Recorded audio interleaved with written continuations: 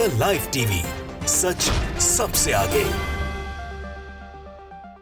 नमस्कार, the live TV आप देख रहे हैं। आपके साथ मैं हूं आदित्य कुमार। इजराइल को हर तरफ से मात मिलती हुई दिखाई दे रही है। तृतीय विश्व युद्ध की जो आशंका दिखाई दे रही थी वो साफ तौर पर नजर आ रही है। किस तरीके हमास और इजराइल का जो युद्ध है वो तृतीय विश्व युद्ध की तरफ इशारा कर रहा है।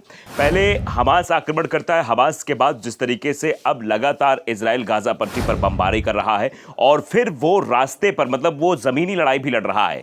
लेकिन अब जिस तरीके से एक और खबर आई है जो चौंकाने वाली है वो ये है कि इजरायली चैनल हैक हो गया है। जी हां, आप सही सुन रहे हैं। ये तस्वीर जो आप चैनल पर देख रहे हैं ये इजरायली चैनल है जिसमें एक मुजाहिद का भाषण चलने लगता है। इससे आप समझ सकते हैं कि इजराइल जो अपने आप को लिए दावा करता है कि उसकी ताकत, उसकी सैन्य ताकत और वो उसके सामने कोई टिक नहीं सकता, वो सब चीजें नस्ता नाबूद होती हुई नजर आ रही हैं। आयरन डोम को लेकर जिस तरीके के दावे लगातार इजराइल द्वारा किए जा रहे थे वो दावे भी हवाई हो गए थे। उन दावों की भी पोल खुल गई थी। यहां तक कि मीडिया को सामने आकर यह कहना पड़ा था, न जाने हमास के पास ऐसा कौन सा हथियार है, ऐसा कौन सा इलेक्ट्रॉनिक डिवाइस है जिसने आयरन डोम तक को नष्ट कर दिया है। अभी जो खबर आ रही है वो ये इशारा जरूर कर रही है कि कैसे जो है लगातार इजराइल पर एक के बाद एक अटैक हो रहे हैं। ये साइबर अटैक आप इसको कह सकते हैं। इजराइल का चैनल हैक हो जाना, मुजाहिद का वीडियो उसमें चलने लगना, ये बताता है कि जो जमीनी अटैक हो रहा है, जो युद्ध चल रहा है वो तो चल ही रहा है, लेकिन एक तरीके से साइबर अटैक भी इजराइल पर हो रहा है। बेंजामिन नेतन्याहू परेशान है। बेंजामिन नेतन्याहू इस पर क्या विकल्प निकालें, इसके लिए वो दर मतलब ठोकरें भी खा रहे हैं, आप समझ सकते हैं। दरअसल बेंजामिन नेतन्याहू का विरोध उनके देश में हो रहा है। आपने देखा कि इजराइल की राजधानी तेल अवीव में कैसे सड़कों पर लोग उतरकर बेंजामिन नेतन्याहू के इस्तीफे की मांग कर रहे थे, बेंजामिन नेतन्याहू खिलाफ बोल रहे थे। और फिर आपने देखा कि उनकी पार्टी के जो मिनिस्टर्स थे वो उनके खिलाफ बोल रहे थे। फिर अगर बात की जाए कि आने वाले समय में एक सेना का अधिकारी, सेना का जवान था, अधिकारी ना कहिए, सेना का जवान भी बोल रहा था किस तरीके से ये इजराइल में जो हो रहा है, जो हमारे सेना के जवान मारे जा रहे हैं, जो हमारे भाई मारे जा रहे हैं, उसके पीछे जिम्मेदार कोई और नहीं बेंजामिन नेतन्याहू का की हठधर्मिता वाला स्वभाव है जिसकी वजह से चीजें हो रही हैं। फिलहाल ये अपने आप में बहुत बड़ी खबर है किस तरीके से इजरायली न्यूज़ चैनल हैक हुआ है और उसके बाद ये स्थितियां निकलकर सामने आई हैं। इससे आप अंदाजा लगा सकते हैं आने वाले समय में कैसे कैसे अटैक हो सकते हैं। हमने आपको खबर दिखाई, चीन ने इजराइल को अपने ऑनलाइन नक्शे से भी गायब कर दिया है। यानी उसका जो ऑनलाइन नक्शा उसने पेश किया है उसमें कहीं से भी इजराइल का नामो निशान नहीं। यानी चीन ये दर्शाने की कोशिश कर रहा है कि आने वाले समय में हम इजराइल को नक्शे से मिटा देंगे, यानी इजराइल नाम का कोई देश रह ही नहीं जाएगा। दरअसल इजराइल पर हमेशा से आरोप लगता रहा कि फिलिस्तीन के वो जगहों पर कब्जा करता जा रहा है। गाजा पट्टी की बात करें, वहां पर लगातार वो कब्जा करने की कोशिश कर रहा था और भी जिस तरीके की गतिविधियां वहां बढ़ रही थी वो सब इस ओर इशारा कर रही थी कि कहीं ना कहीं से निशाना बनाने की कोशिश बार बार हो रही थी। लेकिन अब जो चीजें निकल कर आ रही हैं वो इस ओर इशारा जरूर कर रही हैं, वो बताने की कोशिश कर रही हैं कि कैसे इजराइल एक के बाद एक मात खा रहा है। अभी आपने देखा कि इजराइल अमेरिका के दम पर मतलब बहुत फूलता है। अमेरिका के दम पे उसे लगता है कि उसके पीछे एक सुपर पावर खड़ी हुई है। लेकिन अभी आप खबर आई कि 500 अमेरिकियों को भी हमास ने हॉस्टेज कर लिया, यानी उनको किडनैप कर लिया है, सीधे तौर पर आप समझिए। और उसके बाद अमेरिका भी दोहरी जंग लड़ रहा है।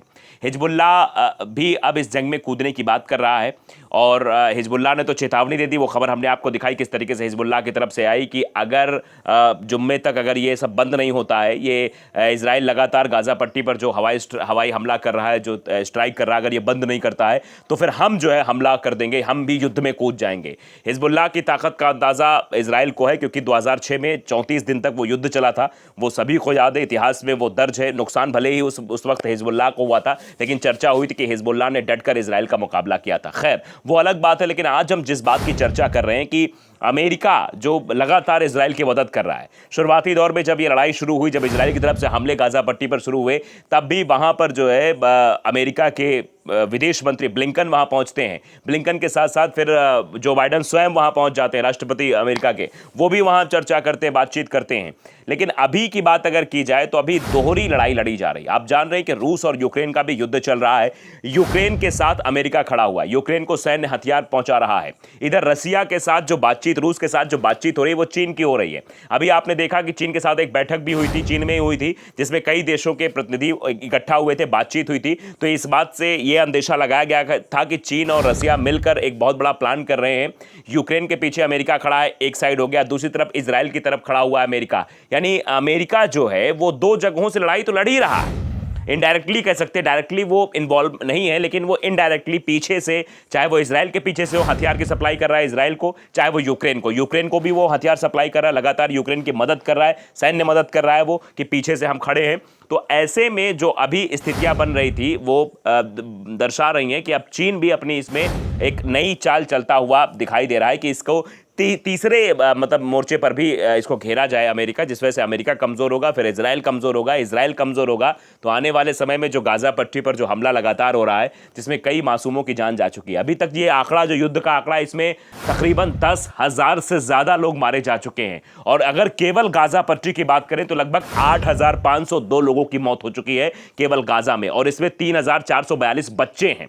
आप इस बात से अंदाजा लगा सकते हैं कि कितनी निर्मम तरीके से ये जो है इजराइल की तरफ से जो अटैक गाजा पट्टी पर हो रहा है। अभी अस्पताल में 500 लोगों को मार दिया गया था, तो ये अब जो है एक के बाद एक इन अटैक्स का जवाब भी दिया जा रहा है। जो साइबर अटैक है ये बड़ा घातक साबित हो सकता है। साइबर अटैक की हम चर्चा इसलिए भी कर रहे हैं क्योंकि आप देख रहे हैं लगातार जो साइबर अटैक घातक सिद्ध होता है उससे कई मैसेजेस एक साथ कई जगहों पर सर्कुलेट किए जा सकते हैं। तो इजरायली चैनल का हैक हो जाना, उसमें मुजाहिद का वीडियो चल जाना, ये इशारा करता, ये बताता है कि आने वाले समय में जो सुरक्षा तंत्र है इजराइल का वो बेहद कमजोर होता जा रहा है। सुरक्षा तंत्र का जो हवाला लगातार, सुरक्षा तंत्र की बात करें उसमें आयरन डोम भी था, आयरन डोम की भी कहानी हमने बताई थी।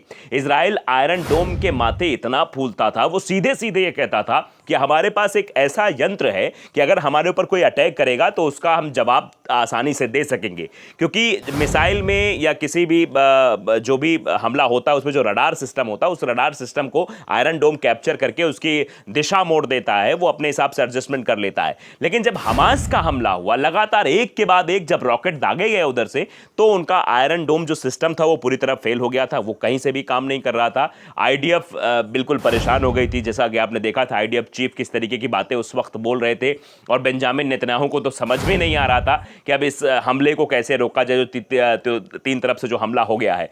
फिलहाल वो अलग ही बात थी, लेकिन अभी जो स्थितियां बनी हुई हैं वो दरअसल भयावह होती चली जा रही हैं। इधर आप देखिए हमास की तरफ, फिलिस्तीन, हमास और फिर हिजबुल्लाह की ताकत को हमने बताया कि 2006 में जब हिजबुल्लाह ने इजराइल से युद्ध किया था, 34 दिन तक युद्ध चला था, उस समय हिजबुल्लाह के पास सिर्फ 14,000 मिसाइलें ही थी। इस वक्त की अगर हिजबुल्लाह की हम बात करेंगे तो हिजबुल्लाह के पास लगभग 1,500 के करीब मिसाइलें हैं, यानी हिजबुल्लाह पहले के मुकाबले बहुत ताकतवर हो गया है। और हिजबुल्लाह हो या हमास हो, दोनों को ट्रेंड करने वाली एक मतलब जो पीछे से सपोर्ट मिलता है वो ईरान की तरफ से सपोर्ट मिलता चला आ रहा है। ईरान लगातार इन दोनों का सपोर्ट करता रहता है, जिस वजह से इन दोनों की हौसला अफजाई लगातार होती रहती है। तो ऐसे में ये देखना बहुत ही दिलचस्प होगा किस तरीके से आगे की रणनीति बनाई जाती है, आगे इस पर काम किया जाता है। लेकिन जिस हिसाब से लगातार इजराइल को एक के बाद एक अटैक झेलने पड़ रहे हैं, चाहे वो साइबर अटैक हो चाहे अन्य अटैक्स हो, वो इस ओर इशारा कर रहे हैं कि इजराइल यानी बेंजामिन नेतन्याहू खुद परेशान है, अपने घर में ही विरोध झेल रहे हैं। किस तरीके से वो भी तस्वीरें हमने आपको दिखाई कि वहां पर तेल अवीव में उनका विरोध हो रहा था।